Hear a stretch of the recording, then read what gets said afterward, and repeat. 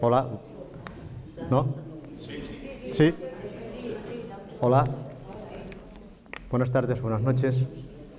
Quería iniciar la presentación de esta actividad por parte de la Asociación Cívica y Cultural Viento del Norte, que en estos momentos constituye una doble satisfacción en la presentación. El primero, por haber llegado a la actividad número 200, gracias al esfuerzo y colaboración de todos, y el poder contar hoy con la presencia del profesor don Carlos Villán Durán para impartir la conferencia que lleva por título La paz como derecho humano. La temática de esta conferencia es de una rabiante e indignante actualidad, al versar sobre los derechos humanos en el mundo para la paz, ya que una parte de este mundo es insolidario, convulso, agresivo, hipócrita y corrupto, con intereses muy poderosos que pretenden que nos acostumbremos a situaciones de genocidio y barbaries, donde el ser humano deja de serlo para transformarse en monstruo. Por eso, personas que tengan la sensibilidad humana y el valor de seguir luchando por los derechos humanos merecen todo nuestro respeto y honra, y este es el caso del doctor y profesor don Carlos Villán Durán. Es alumno del Instituto de Luarca, licenciado en Derecho por la Universidad de Oviedo, profesor de Derecho Internacional de los Derechos Humanos en varias universidades de España y países hispanoamericanos, es doctor honoris causa por la Universidad de Chiapas y diplomado por los organismos internacionales de La Haya y Estrasburgo. Desde 2005, fundador y presidente de la Asociación Española por el Derecho Internacional de los Derechos Humanos, que tiene el papel relevante en liderar campañas mundiales en pro de paz, evidenciar torturas, malos tratos, problemática de migración y justicia de transición. Entre 1982 y 2005 fue miembro de la Oficina del Alto Comisionado de las Naciones Unidas para los Derechos Humanos en Ginebra, y en esta calidad ha investigado la situación en países latinos y del Caribe y en varios países de África y Europa. Ha representado a las Naciones Unidas en más de 170 conferencias de derechos humanos y es autor de 191 trabajos científicos, 20 libros y miembro de diversas sociedades científicas. En el 2006 fue promotor, junto a otros 14 expertos en Derecho Internacional, de la Declaración de Luarca sobre el Derecho Internacional a la Paz, documento que aún sigue siendo un referencial internacional para el acervo mundial en pro de los derechos humanos, pues en él se plantea la paz no solo sobre el aspecto de ausencia de incidencias bélicas, sino también aborda otros aspectos como inmigración, igualdad, memoria histórica, tortura, malos tratos, educación para la paz, desobediencia civil, objeción, refugio, medio ambiente y obligaciones de los Estados en pro de la paz, etc. Todo ello con la intención de que la Asamblea General de las Naciones Unidas lo considerasen para un futuro cercano. Y en la actualidad, don Carlos no se rinde, no se entrega. Sigue siendo en su vida y su lema la defensa de los derechos humanos por la paz como aspiración a un mundo mejor. Hagamos un brindis a esta esperanza y oigamos su conferencia de que de forma altruista nos los va a impartir a continuación. Gracias, don Carlos.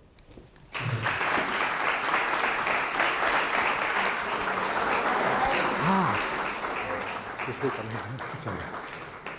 Muchas gracias, mi amable. ¿Lo necesitas? No, creo que no. Déjame.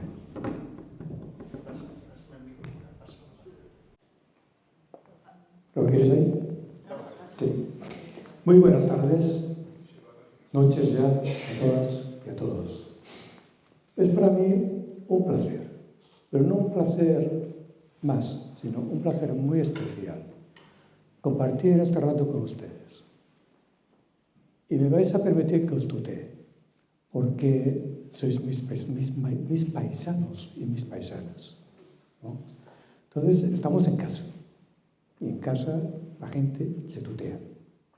Así que, si os parece, nos vamos a tutear, y además, yo no me voy a refugiar detrás de la mesa, sino que voy a quedar delante de la mesa, de pie, aunque sea de pie, o un poco sentado, porque ya tengo unos cuantos años, y me canso. Pero si me pongo delante de la mesa es para estar más cerca de vosotros. y de vosotras. No quiero impartir una conferencia magistral, porque es aburrido. Y no quiero hablaros de lo mucho que sé de derechos humanos y de derecho internacional de los derechos humanos, porque sería un tostón. Lo que os quiero es hablar y sobre todo escuchar. ¿Qué opinión tenéis sobre la paz? ¿Qué os preocupa de la paz? ¿Os preocupa que no se alcanza? ¿Os preocupa que se viole la paz continuamente? ¿Os preocupa? ¿Qué es la paz para vosotros? Podéis intervenir en cualquier momento, por cierto. En cualquier momento levantáis la mano y pues mira, a mí me parece que la paz es esto. Estupendo. Es de lo que se trata, ¿no? De que compartamos. Pero bueno, para meternos en faena y para romper el hielo y esas cosas, dicho en términos muy simples, la paz es ausencia de violencia. Estamos todos de acuerdo en eso, ¿no? Donde no hay violencia, hay paz. ¿Y de qué violencia estamos hablando? Aquí empieza ya la cosa a problematizarse. Porque cuando hablamos de ausencia de violencia, normalmente estamos pensando en la violencia armada. ¿Cierto? Es decir, paz es lo contrario de guerra. La violencia armada es la negación máxima de la paz. También estamos de acuerdo, ¿verdad? Pero la cosa se empieza a complicar si tenemos en cuenta de que la paz no solamente es ausencia de guerra, porque eso sería la versión negativa de la paz. La paz es no guerra. Pero es que la paz es más complicado, es más poliédrica. La paz requiere más cosas porque requiere la ausencia de todo tipo de violencias.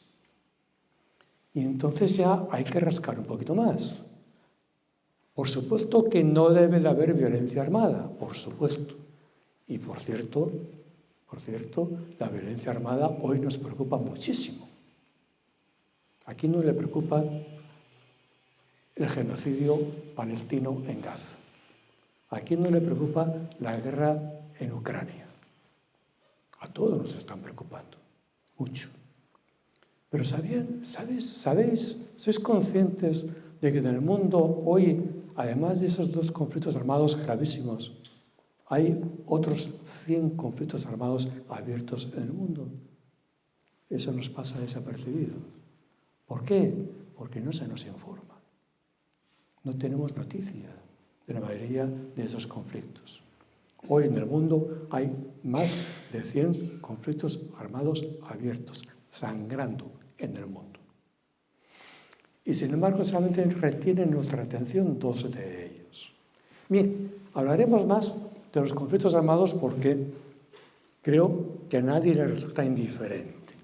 A todo el mundo le preocupa esa situación. Pero para tener el panorama general, antes de meternos en los conflictos armados, os decía que hay otros tipos de violencia cuya ausencia es lo que constituye la paz positiva. Lo que dicen los investigadores de la paz, lo que dicen los sociólogos de la paz, le llaman la paz positiva. Uno de los padres de la investigación de la paz en el mundo, Galton, que acaba de fallecer de viejito, un noruego que hablaba divinamente español además, y yo le escuché en español y en inglés en muchos sitios. Este es el padre de la concepción de la paz como no solamente una paz negativa, sino también como una paz positiva. Paz positiva, ausencia de otro tipo de violencias. ¿De qué otro tipo de violencias estamos hablando? Pues de todas las violencias que podamos imaginar. Todas. Entonces los sociólogos hablan, por ejemplo, de violencia estructural. Vaya palabra, violencia estructural. ¿Qué quiere decir eso de la violencia estructural? Pues quiere decir la violencia que suponen las desigualdades económicos y sociales que existen en todas nuestras sociedades. En todas nuestras sociedades y en todos los países del mundo. Y las diferencias económicas y sociales que existen entre los diferentes estados del mundo. El mundo se divide en un norte rico y en un sur pobre. El norte rico, al que pertenecemos, estamos privilegiados, somos unos privilegiados por pertenecer al norte rico. Disfrutamos de unos derechos humanos, de un confort, de unas comodidades, de un cierto reparto equitativo de las riquezas, un cierto, moderado. Pero cuando se disparan las desigualdades, cuando se amplían las desigualdades sociales y hay muchos pobres y muy pocos ricos, ahí hay conflicto social. Eso genera un conflicto social que es incompatible con la paz, porque es violencia social. Esas desigualdades económico-sociales que dividen al mundo y que dividen nuestras propias sociedades, incluida la española, entre pobres y ricos, genera una violencia que es incompatible con la paz. Por consiguiente, para combatir esa violencia, si queremos conseguir la paz social, tenemos que conseguir la solidaridad entre los seres humanos, entre los españoles o con los españoles, con los marroquíes y con los de Ghana y con los de Sudáfrica y con cualquier otro ser humano. Esta violencia económica y social es, como os he dicho, lo que los sociólogos llaman violencia estructural. Y es muy importante. Vayamos ahora a otro tipo de violencias que a veces se nos escapa, no está en nuestro radar habitual, porque forma parte de nuestras propias vidas habituales. Me refiero a la violencia cultural. ¿Reflexionamos suficiente para comprender que vivimos en sociedades básicamente violentas? Nuestras sociedades son violentas. Todas las sociedades, incluida la española. Es una sociedad violenta.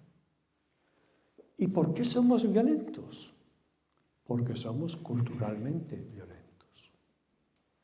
No es que nazcamos violentos, un bebé no nace violento. ¡Qué tontería! No puede nacer violento un bebé. Pero según va creciendo, va aprendiendo las escenas de violencia que recibe de su propia familia. Si ese bebé o ese niño ve cómo su padre zurra a su madre, o la insulta o la maltrata, está viviendo unas escenas de violencia cultural o violencia de género, de las cuales va a tomar debida nota. Y es muy posible que ese niño, inocente, totalmente inocente, repita en el futuro, cuando sea adulto, escenas de violencia similares de las que ha visto a su padre. ¿Lo veis? Nuestras sociedades son violentas. No invertimos en una cultura de paz, sino que estamos inmersos en una cultura de violencia. La violencia no solamente se ceba en los niños, que también, por supuesto que sí. Un informe reciente del secretario general asegura, y se lo dice el secretario general, vamos, va a misa, quiero decir el secretario general de las Naciones Unidas, Antonio Guterres, asegura de que en el mundo, todos los niños que hay en el mundo, 1 de cada 2 está sufriendo violencia en el mundo. O sea, no solamente es la violencia que sufren los niños en España, no, son también los niños en en todo el mundo, con independencia de qué sociedad se encuentre. Porque son débiles, son dependientes de los adultos y los adultos abusan de ellos.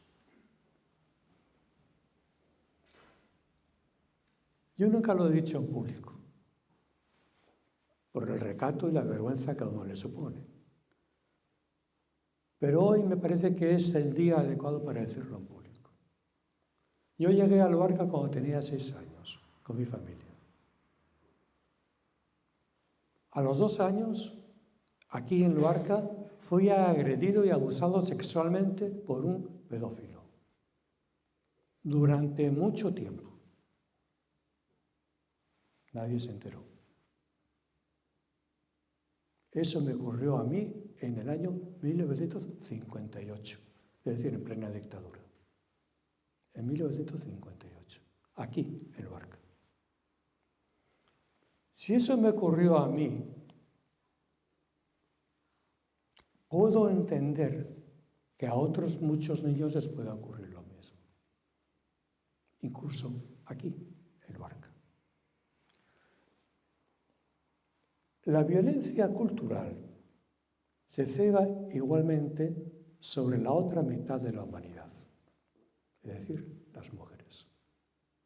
Las mujeres sufren una violencia de género permanente por parte de la mayoría de los hombres. Los hombres ejercemos un dominio sobre las mujeres mediante la pura fuerza, el insulto o las palizas, y dominamos a las mujeres mediante el terror, en definitiva. Eso genera una violencia que es incompatible con la paz. No podemos imaginar que la paz pueda ser posible en el mundo mientras la mitad de la humanidad viva, subyugada y agredida físicamente, en muchas ocasiones, por la otra mitad de la humanidad. Eso es incompatible con la paz. Así que, ¿veis cómo tenemos muchas tareas pendientes y cómo la paz es poliédrica y esa paz positiva se alimenta de muchos elementos que hay que retener? Evidentemente no puede haber guerras, claro que no, pero tampoco podemos seguir ejerciendo una violencia de género sobre la mitad de la humanidad. Porque es que además está todo unido y todo vinculado. Una de las explicaciones que dan los expertos de por qué hay tantas guerras es porque las guerras las conducen los hombres, las realizan los hombres. Y los actores principales de las guerras son hombres. La mujer está invisibilizada. La mujer, como mucho, es víctima de la guerra. Y efectivamente, la mujer muchas veces se esgrime como trofeo de guerra. A la mujer se la viola como parte del trofeo de la guerra por parte de los que ganan la guerra. O como arma de guerra también. Pero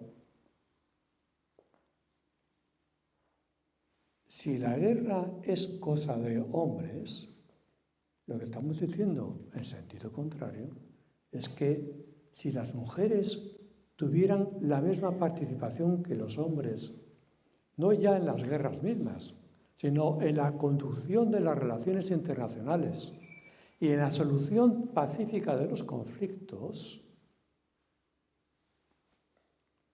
la perspectiva de las mujeres arrollaría. ¿Por qué? Porque la mujer entiende de dar vida, pero no entiende de quitar vidas. La mujer no entiende, no puede, nunca justifica, nunca encuentra justificación a la violencia armada a la mujer o a la violencia física de su pareja. No se puede encontrar justificación. Si los valores que que portan de manera natural las mujeres. Si tuvieran en cuenta las relaciones internacionales, al pie de igualdad con los valores de los hombres, reduciríamos la posibilidad de conflictos armados en más de un 50%. Así de sencillo. La mujer ha sido siempre discriminada y apartada, orillada de los centros de poder, de las tomas de decisiones importantes. La mujer tiene que participar. Y no habrá paz en el mundo mientras la mujer no participe y no imponga su manera de pensar, su manera de hacer las cosas en términos pacíficos. Es la manera natural que le lleva a la mujer a organizar su vida. Paro. Ya os he provocado lo suficiente. Paro. ¿Queréis preguntar? ¿Queréis comentar? ¿No queréis comentar nada? ¿Soy un rollo o se entiende? ¿Se entiende? Se entiende. Vale.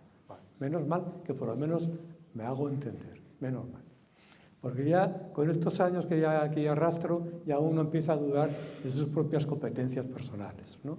Y la verdad es que no quisiera someteros a un maltrato de esta manera, ¿no? Bien, entonces, la paz, en este breve recorrido, vemos que es ausencia de violencia cultural, de violencia estructural, de violencia armada. ¿Por dónde queréis que comencemos? ¿Por dónde queréis profundizar? ¿Qué es lo que más os llama la atención? ¿O qué es lo que más os preocupa?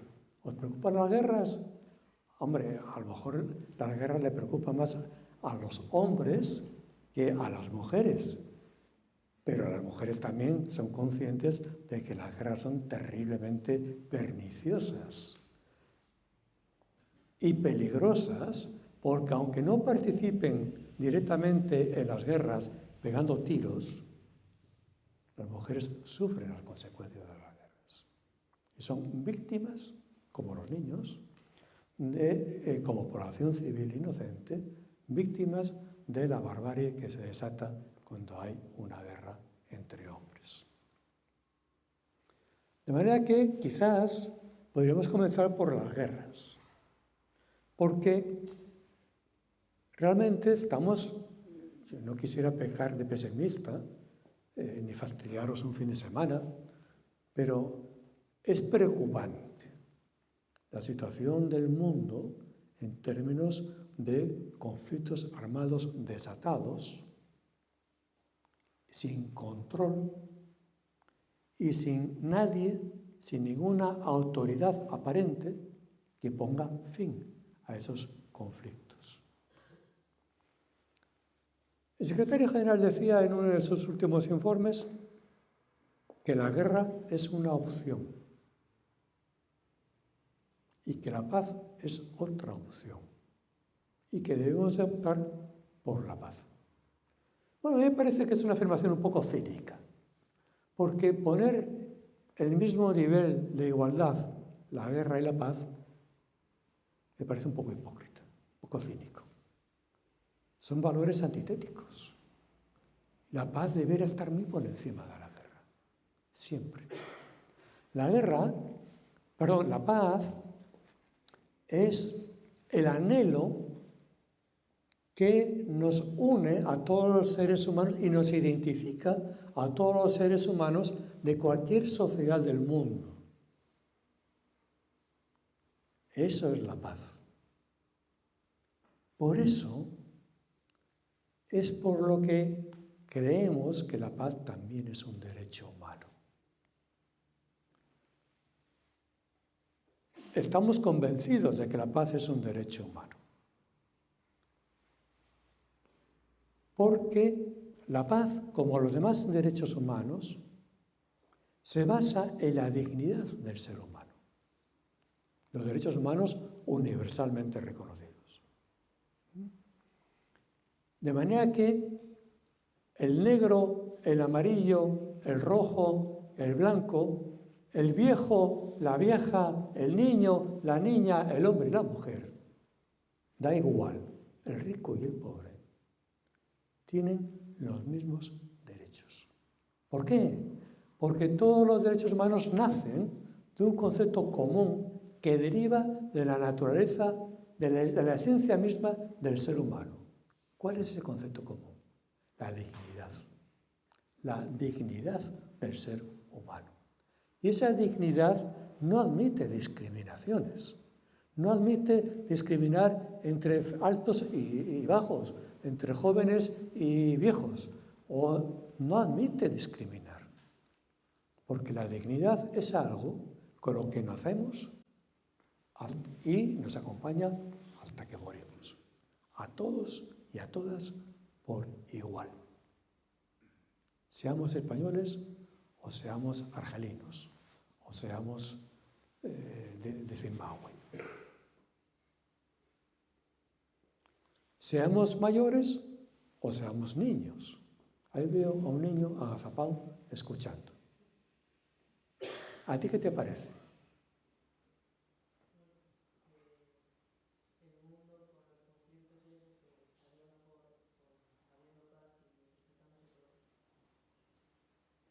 Dilo otra vez, pero más alto ahora.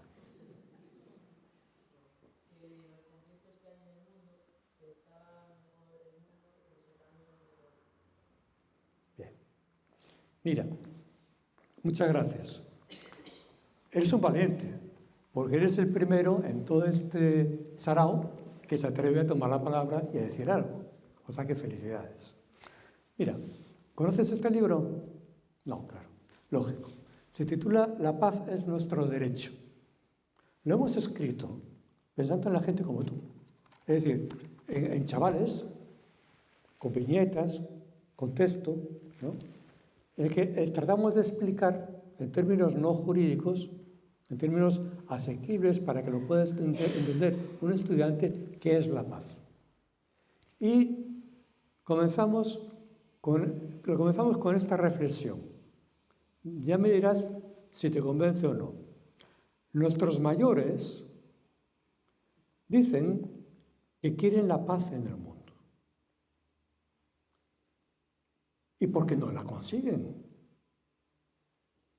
¿Por qué hay tantas guerras y hay tantas armas de destrucción masiva? ¿Por qué el mundo está mal desarrollado y sigue habiendo hambre, personas marginadas y pobres en el mundo? ¿Quién viola los derechos humanos y la paz? ¿Cómo podemos lograr la paz? Estas preguntas iniciales las hemos escrito pensando que pueden incentivar a los estudiantes, a los jóvenes, a leer este cómic, que en realidad es un cómic. Es un cómic con viñetas, con dibujos. Es una historia muy simple. Este libro lo podéis bajar gratuitamente de internet, de la web de nuestra asociación. Es AEDIDH, Asociación Española para el Derecho Internacional de los Derechos Humanos, .org. Repito, AEDIDH,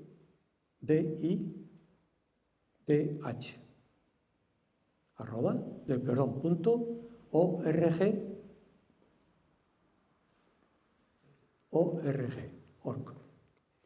En esa web encontráis esta publicación. Los chavales también, lo podéis bajar, todo el mundo. Y encontraréis todas las publicaciones sobre el derecho a la paz que nuestra asociación ha ido desarrollando. El que quiera profundizar, el que sea jurista, que le interese más, etc. Ahí tienen donde encontrar documentación y reflexiones sobre la paz y el derecho humano a la paz. ¿Por qué insistimos en que la paz es un derecho? es algo que, claro, que a veces pues, los juristas, bueno, ¿y por qué ese empecinamiento, no? ¿Para qué? ¿Cuál sería el valor añadido a la paz como valor universal si además de ser un valor universalmente aceptado, lo convirtiéramos en un derecho? Porque si lo convertimos en un derecho humano, quiere decirse con ello que nosotros, cualquiera de nosotros, nosotras, nosotros, podemos exigir su cumplimiento y su respeto. Pero no exigirlo, bueno, por supuesto también, en una manifestación pública. Queremos la paz. Genial. Genial. Yo la última vez que vi una manifestación bastante masiva, bueno, sobre la paz, eso fue en relación con, se están haciendo continuamente, con el conflicto en Palestina, es decir, el genocidio palestino en Gaza. La gente ha salido a la calle, y yo he participado incluso en una manifestación que se organizó en Gijón hace unas semanas. Entonces la gente gritaba con mucho juicio: no es una guerra, es un genocidio lo que estamos viviendo. Y es verdad, es un genocidio lo que estamos viviendo. Es gravísimo. ¿Y cómo es posible que, siendo un genocidio, los israelíes lo siguen practicando y lo siguen realizando con completa impunidad y parece que no hay nadie que les pueda parar? ¿Por qué? ¿Quién no está cumpliendo con sus obligaciones? ¿Por qué no se le exige a Israel responsabilidad? Bueno, se está pidiendo responsabilidades a Israel. Lo que pasa es que nos pasan un poco desapercibidas, porque ya hay que ser jurista para seguirlo, etc. Pero ¿sabéis que Sudáfrica ha demandado a Israel ante la Corte Internacional de Justicia de La Haya por violación de la Convención de las Naciones Unidas sobre el genocidio en esta guerra que está realizando en Gaza? Sudáfrica planteó una demanda ante la Corte Internacional de Justicia contra Israel. ¿Por qué Sudáfrica? ¿Y por qué ningún país europeo? ¿Por qué ningún país europeo ni siquiera le ha prestado apoyo a Sudáfrica? Dice, bueno, pues ya que he tenido esta idea de Sudáfrica, ahora la apoyo. ¿Por qué España no apoya a Sudáfrica en la demanda ante la Corte Internacional de Justicia contra Israel? Sería justo, ¿no les parece? Sería lo justo, ¿no? ¿Y por qué no lo hace España? ¿Por qué no lo hace la Unión Europea? ¿Por qué no lo hace Estados Unidos?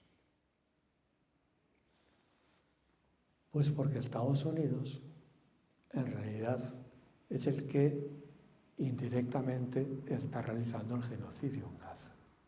¿Por qué, me preguntáis? ¿No es Israel? Sí, pero es Israel con las armas que le vende o le regala los Estados Unidos. Y aquí ya entramos un poco en el intríngulis de por qué tantas guerras. Porque hay muchas armas. Y hay muchas armas y hay guerras porque en las guerras se utilizan las armas. ¿Y quién sale beneficiado de cualquier guerra? Pues la industria armamentista que produce las armas. ¿Y dónde está situada esa industria armamentista? La principal, la que se lleva el gran negocio, son todos multinacionales de los Estados Unidos, basadas en Estados Unidos. Todas. La inmensa mayoría. También, claro, hay fábricas de armas en Europa. Aquí tenemos una, la Etruvia, que está ahora con una cartera de pedidos de tanques que no vea. Que no veáis. Es decir, están que no paran. ampliando el negocio, literalmente. Y el gobierno asturiano feliz. Y hacemos la foto con la ministra de Defensa, bueno, aquí todas las facilidades, venga, aquí más dinero, es negocio. Es un gran negocio la venta de armas. Tal volumen de negocio que institutos de investigación del mundo, que todo el mundo acepta, cifran en que solamente en un año, el año 2022, las últimas cifras son del año 2022, el mundo se gastó en armas 2.240 miles de millones de dólares.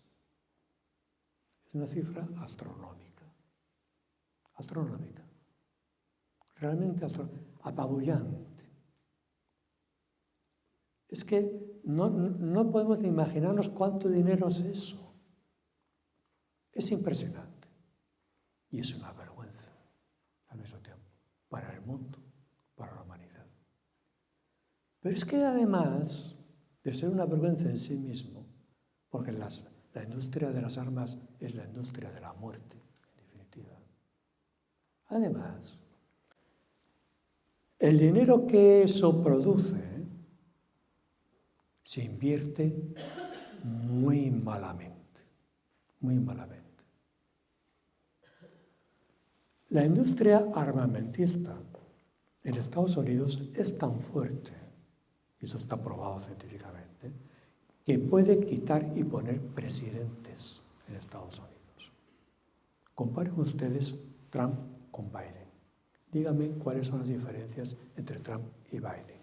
En realidad, los dos han sido puestos ahí, no por el voto de la gente, sino por la industria armamentista. ¿Por qué? Porque es la industria armamentista la que financia las campañas electorales de los candidatos a la presidencia de Estados Unidos. Ahora habrá nuevas elecciones presidenciales. Y repiten Trump y Biden. ¿Por qué? Porque es a ellos a los que financia la campaña electoral la industria armamentista de los Estados Unidos.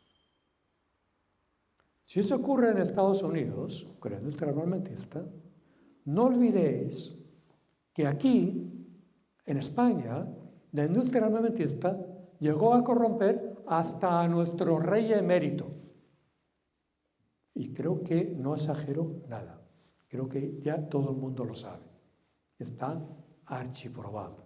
Hasta nuestro rey emérito se dejó corromper por la industria armamentista. Sabéis la trama, ¿no? Las comisiones de venta de armas españolas a los países del Golfo. Arabia Saudí y otros países del Golfo. Los petrodólares, en definitiva. Si nuestro rey emérito ha sido corrompido por el mercado y por la industria armamentista, que corrompe más que el narcotráfico o que el tráfico de seres humanos, que ya es decir, corrompe mucho más todavía la industria armamentista, ¿quién está a salvo de la corrupción? ¿Qué autoridad pública en España puede estar a salvo de la corrupción generada por la industria armamentista en nuestro país o en cualquier otro país del mundo? Así no podemos vivir en paz. Con estas premisas no se puede vivir en paz. Hay demasiado chorizo por el mundo y hay demasiada corrupción, que decía Rafael antes en la introducción, y se lo agradezco mucho, en el mundo para que pueda haber paz, para que no haya guerras. La mayor parte de las guerras son artificiales, están generadas por la propia industria armamentista. Tomemos un ejemplo. Tomemos la guerra de Ucrania. La guerra de Ucrania es compleja, porque no es una guerra, son 3 guerras superpuestas. Y eso a veces no lo tenemos todos claro. La guerra más clara que tenemos ahí es la que generó la Federación Rusa invadiendo una parte del territorio de Ucrania. Fue una guerra de agresión por parte de la Federación Rusa, de Rusia, y la guerra de agresión está prohibida por el derecho internacional. A Putin le dio igual. Agredió, entró en Ucrania y se apoderó de la región del Donbass, básicamente, y ya se había apoderado antes, en el año 2014, de Crimea. ¿Por qué el Donbass y Crimea? ¿Hay alguna razón que explique ese comportamiento de Rusia? Hay una explicación.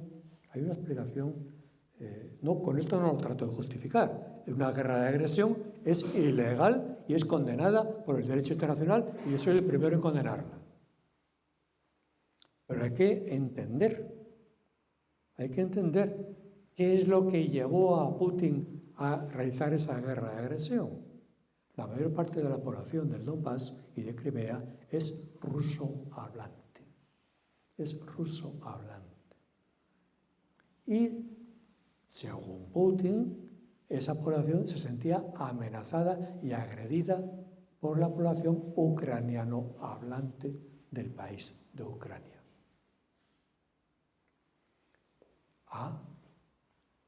Bueno, pero es que esa guerra que se declaró en el año 2022 con la invasión rusa y que sigue, se superpone a una previa que se inició en el año 2014 y que era una guerra civil dentro de Ucrania, entre ucranianos. Ucranianos que se separaron y entraron en un conflicto civil importante, una guerra civil, porque unos eran partidarios de seguir bajo la esfera de influencia de Moscú, de Rusia, y otros eran partidarios de Occidente.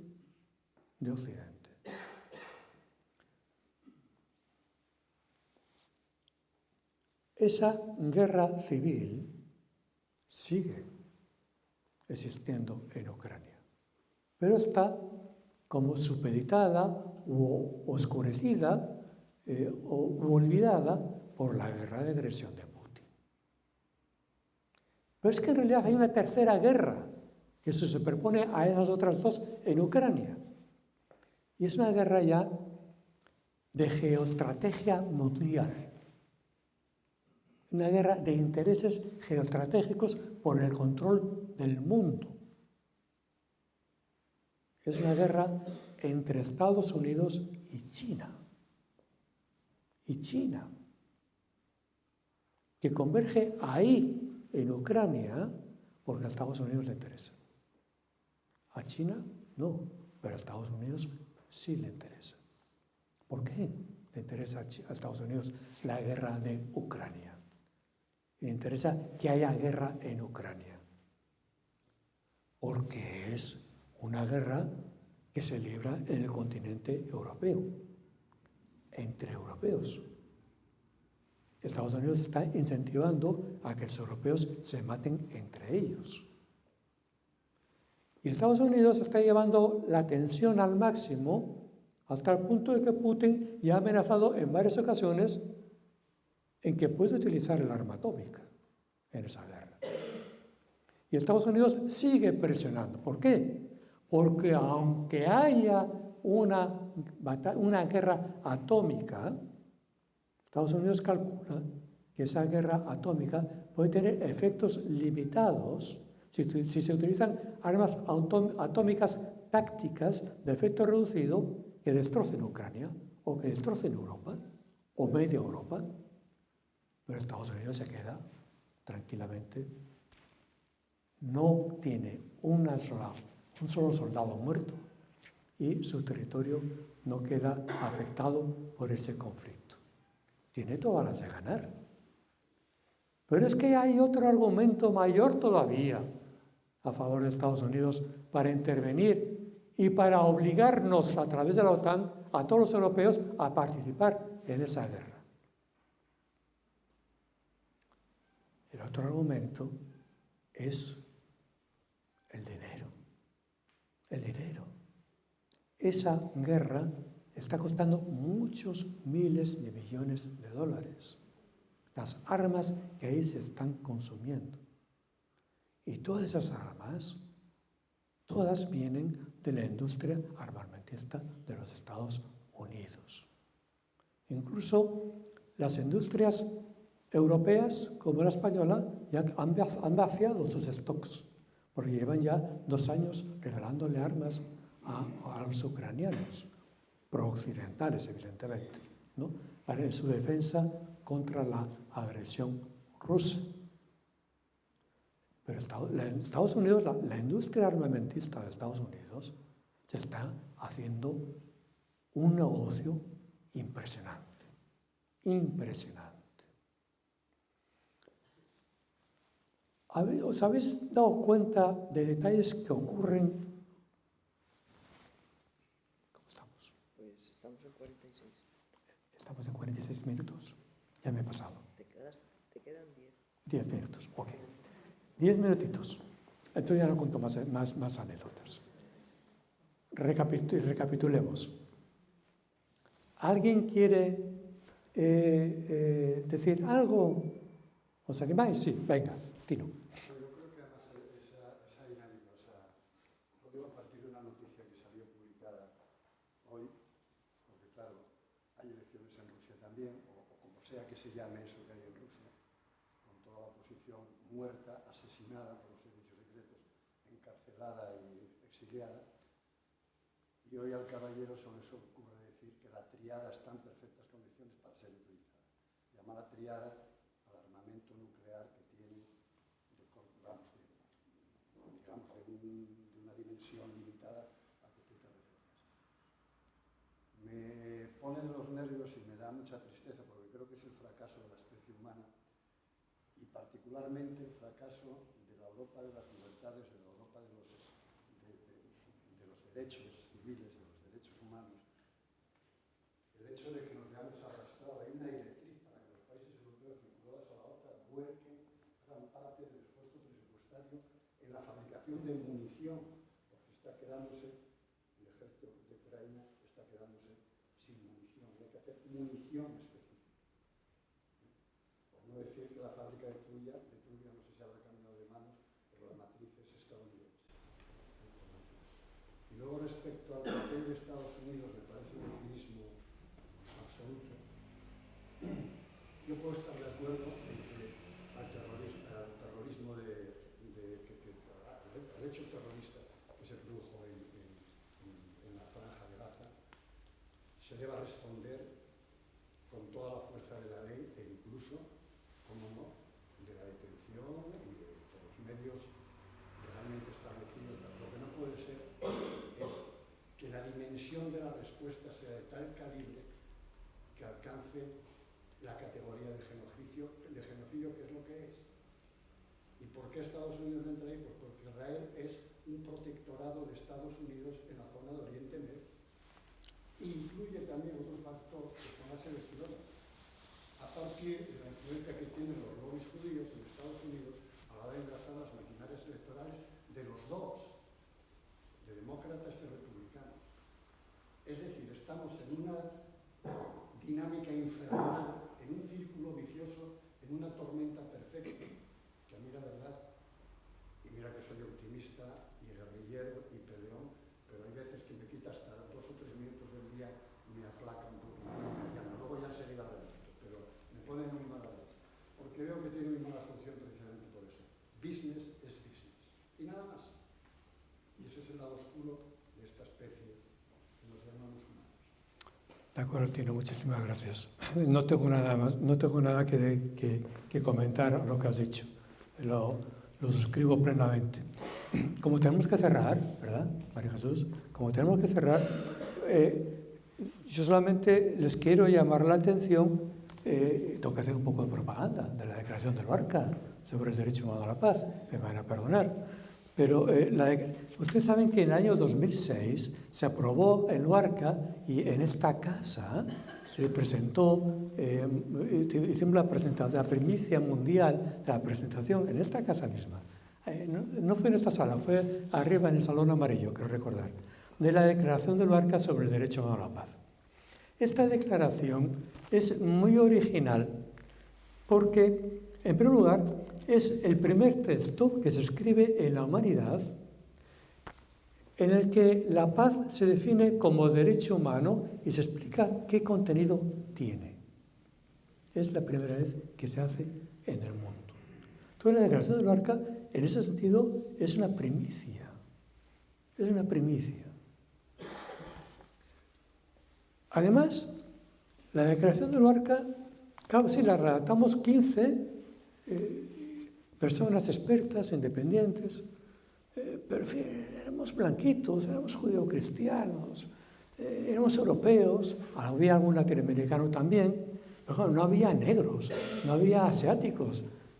Entonces, llevamos la Declaración de Luarca a todas las regiones del mundo, todas las regiones del mundo.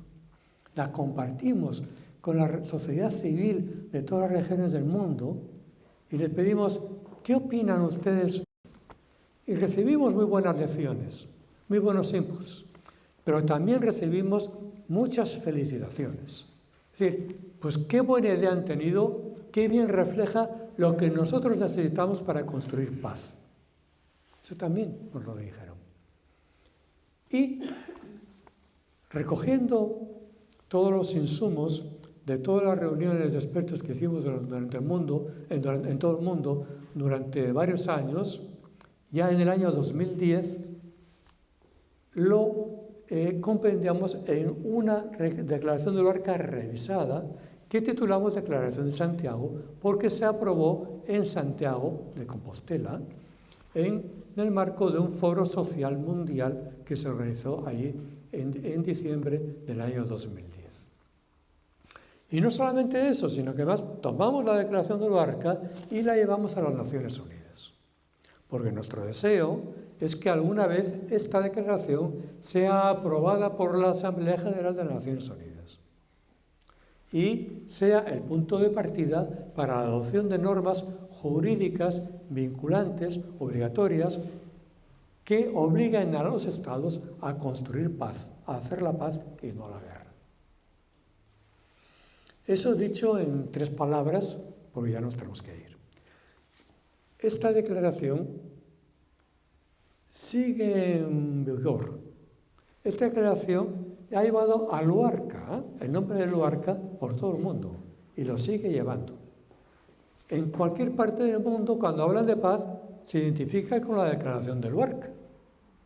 Estamos haciendo una publicidad turística gratuita a Luarca, si ustedes quieren. Pero a mí me parece genial, porque es que es mi pueblo. Es mi pueblo. Es el pueblo en el que yo me siento bien. Es el pueblo donde vivo con la gente que me quiere y con la gente que me saluda, que la gente que me sonríe. Es mi pueblo. Y la identificación de la Declaración de Luarca con mi pueblo, para mí es un orgullo. Y además, y con esto ya acabo, una última reflexión. Esto de la paz no es una ocurrencia de 15 personas geniales que nos reunimos en Luarca y redactamos la Declaración de Luarca. No. Es la consecuencia de muchos siglos de trabajo, de investigación, de lucha por la paz en el mundo. Detrás de nosotros ha habido muchas generaciones y muchos líderes y lideresas en el mundo que han dado la vida por la paz. Nelson Mandela. O gente más joven, gente adolescente incluso, como Greta Thunberg. ¿Te suena Greta Thunberg? La sueca.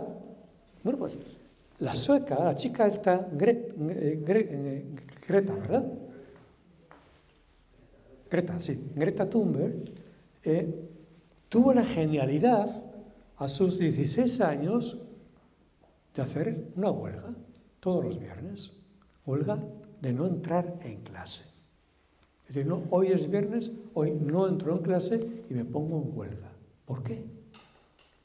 Porque quiero reclamar con esta huelga a todos los gobiernos del mundo, empezando por el mío, que tienen que hacer mucho más de lo que están haciendo para combatir la crisis climática, el cambio climático. Genial, genial. Y lo sigue haciendo Greta Thunberg. Y lo sigue haciendo. Lo que Greta Thunberg no sé si sabe es que hay una relación directa e intrínseca entre el cambio climático y la paz. Y la paz. Y lo que apenas se ha estudiado todavía es el impacto tremendo en el cambio climático que están teniendo las guerras. Las guerras están produciendo una contaminación masiva y muy dañina para el medio ambiente y para los seres humanos. Además de las víctimas directas que produce la guerra, claro. Que pueden ser combatientes o población civil inocente, es decir, mujeres y niños, fundamentalmente.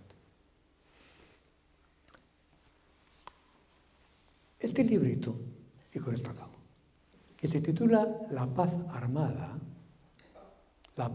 armada, es un libro muy luminoso. Está escrito por Joaquín Fernández Prida.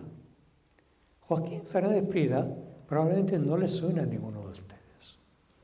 A mí tampoco me sonaba cuando me dieron este libro.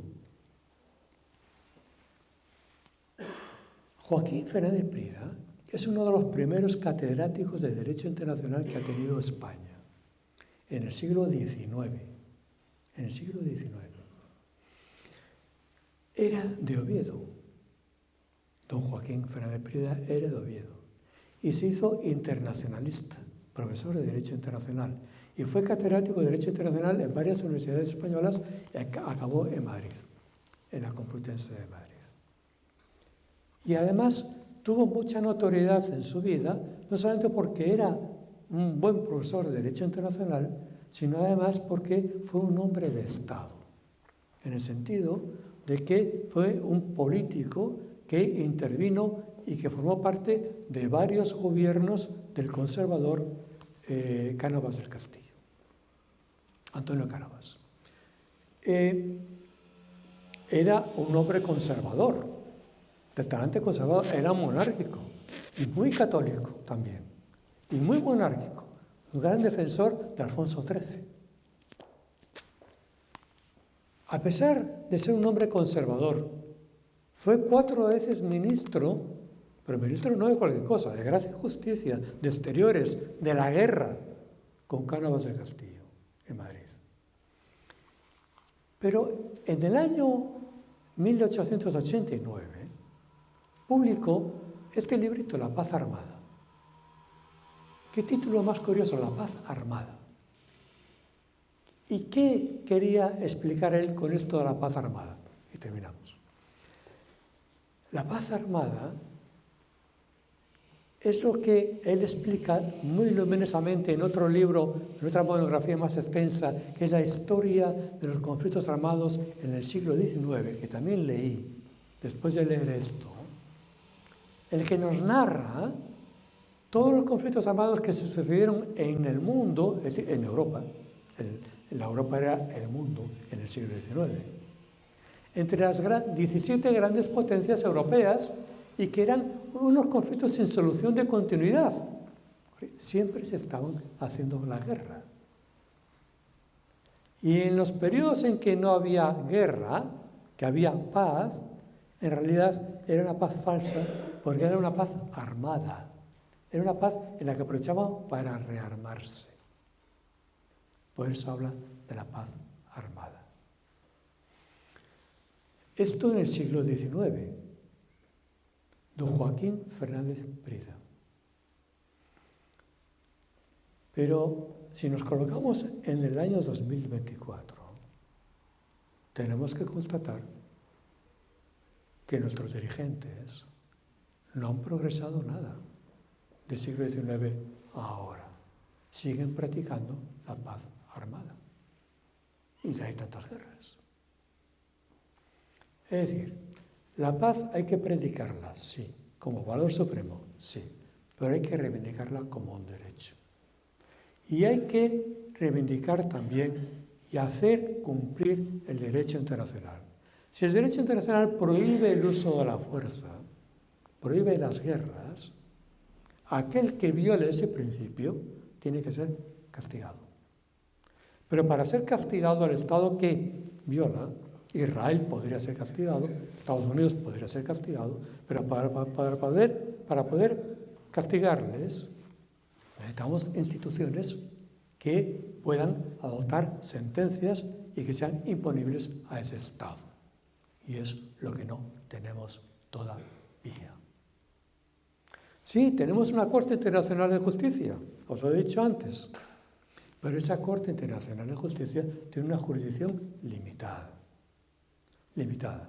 Se basa fundamentalmente en la aceptación voluntaria de la competencia de la Corte por parte de los Estados, salvo en algunas convenciones, como ocurre en la Convención del Genocidio, que tiene un artículo que dice que si hay controversias o disparidades entre dos o más Estados por la aplicación de la Convención, uno de ellos puede llevarlo a la Corte Internacional de Justicia. Entonces sí, hay un compromiso en que las diferencias de la aplicación de la Convención del Genocidio se pueden llevar y dirimir en la Corte Internacional de Justicia. Por eso la Corte es competente para dirimir esa controversia. Pero los tiempos de un poder judicial no son los tiempos reales en que se está desarrollando el conflicto.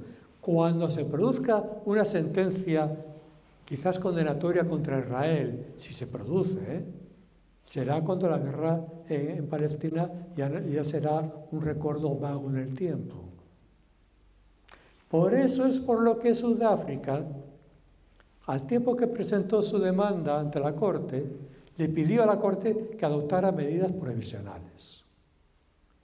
Y la primera medida provisional que le pidió es: ordene usted un alto el fuego, porque si sigue la guerra, seguirá el genocidio. Ese alto el fuego la Corte no lo ordenó a Israel. Le ordenó otras cosas, adopción de otras medidas preventivas del genocidio, pero no le ordenó un alto el fuego, a pesar de que Sudáfrica lo pidió hasta 3 veces seguidas. Lamentablemente la Corte no aceptó esa medida provisional y no se la pidió, no se la exigió a Israel, lamentablemente. Cuando Fernández Prida, a finales del siglo XIX, escribió en La Paz Armada, que se podrá superar la guerra cuando haya una institución, una organización internacional capaz de imponer la paz y un tribunal internacional capaz de dictar sentencias que sean jurídicamente vinculantes para los Estados, a partir de ahí podremos pensar en que la paz podrá ser realizable. Lo dijo Fernández Prida a finales del siglo XIX y lo reitero yo hoy modestamente, humildemente, en el año 2024. Hemos progresado muy poco en esta materia de la humanidad. Hemos invertido mucho en la cultura de violencia y no hemos invertido suficiente en cultura de paz, ni a nivel de sociedades, ni a nivel de estados, ni a nivel mundial. Y es eso lo que estamos pagando. La paz es posible, pero cuesta. Hay que trabajar por ella. Así que ánimo, pongámonos todos a ello. Gracias.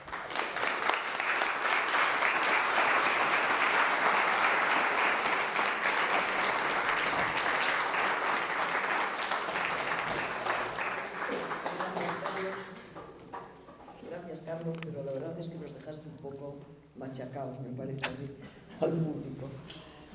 tal como lo vemos en estos momentos, nos parece que alcanzar la paz es una utopía. Una utopía. Lo vemos muy difícil. Espero que tu optimismo nos contagie y podamos llegar a ello. Ojalá que sí. Ojalá. Ojalá que sí. Si quieren hacer alguna pregunta, por favor. Yo no voy a hacer una pregunta, pero le diría si todavía, después de haberlo escuchado, yo cada vez tengo más claro que los romanos lo resumieron muy bien en esa máxima latina de si vis pacem para verum. No sé, ¿cómo lo ve? Sí, efectivamente la máxima latina si vis pacem para verum es una máxima que forma parte de nuestra cultura de la violencia de hoy todavía. Porque claro, es una máxima que justificaba perfectamente las necesidades que tenía el Imperio Romano para fortalecer el propio imperio y defenderse de las agresiones del exterior. Si quiere la paz, prepara la guerra, ¿no? Pero es una afirmación falsa en el sentido de que preparando la guerra nunca conseguirás la paz realmente, que es lo que dice Ferrer de Prida, la paz armada. La paz armada nos conduce inexorablemente a la guerra, siempre. Es un poco lo mismo. Así que la Pax Romana es muy parecida a la Pax Americana que estamos viviendo en nuestros tiempos. Pero la Pax Americana también tiene el tiempo contado, que es otra dimensión que no hemos podido comentar aquí, pero que es clave. ¿Por qué esa exacerbación de conflictos armados? ¿Por qué ese empeño de los Estados Unidos en llevarnos a los europeos al cataclismo incluso atómico a través de la OTAN? ¿Por qué? Porque Estados Unidos, que ha sido durante muchos años el imperio del mundo, ya ha dejado de serlo en términos económicos. Le ha salido ya un competidor, que es China. De manera que Estados Unidos sabe que ha perdido ya la batalla económica y que lo único que le queda para seguir manteniendo el imperio del mundo es la fuerza bruta de las armas. Y por eso Estados Unidos hace todas estas barbaridades con las armas para seguir dominando y controlando el mundo. ¿Queremos seguir siendo cómplices de esas barbaridades? ¿O apostamos de manera más inteligente, construimos un espacio europeo autónomo, realmente autónomo, y le pedimos a nuestros dirigentes que se pongan las pilas y que respondan al anhelo de paz de nuestras sociedades? Porque todos les pedimos la paz. Y no nos vendan que solamente se hace la paz haciendo la guerra, porque eso nos lo vende hasta el propio presidente Sánchez, pretende venderlo. Yo de luego no lo compro. Yo sé que haciendo la guerra no voy a conseguir la paz.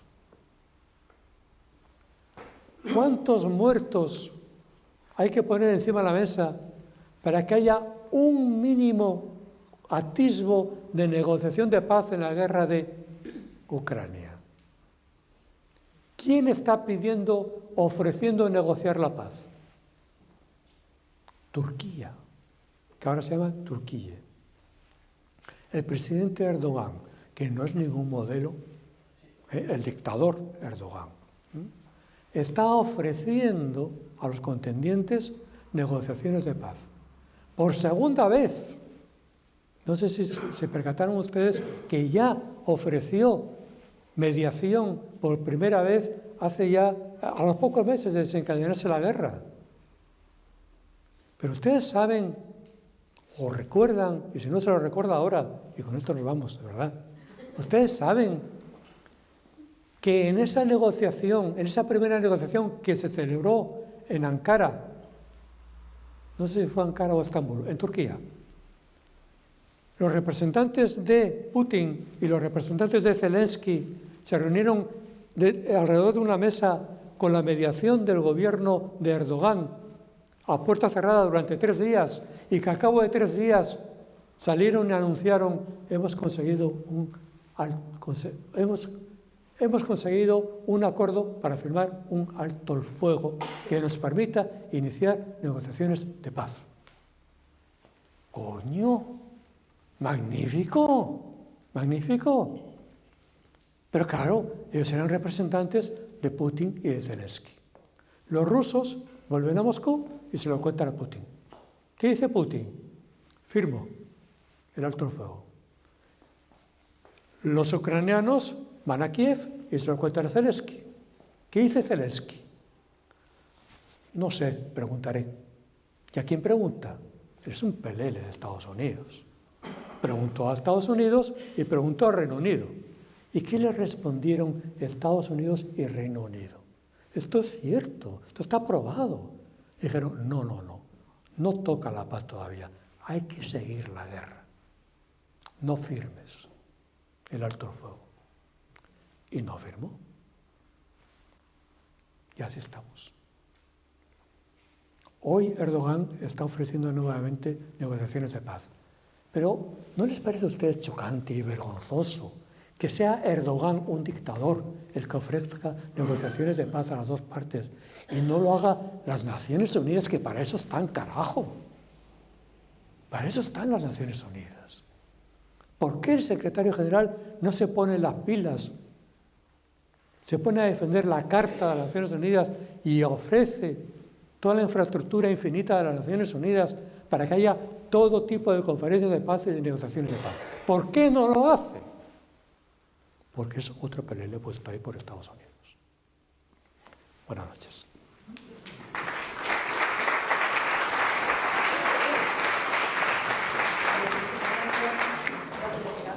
Gracias al presidente también por su intervención local y decirles que nuestra próxima actividad es el 26 de marzo, martes.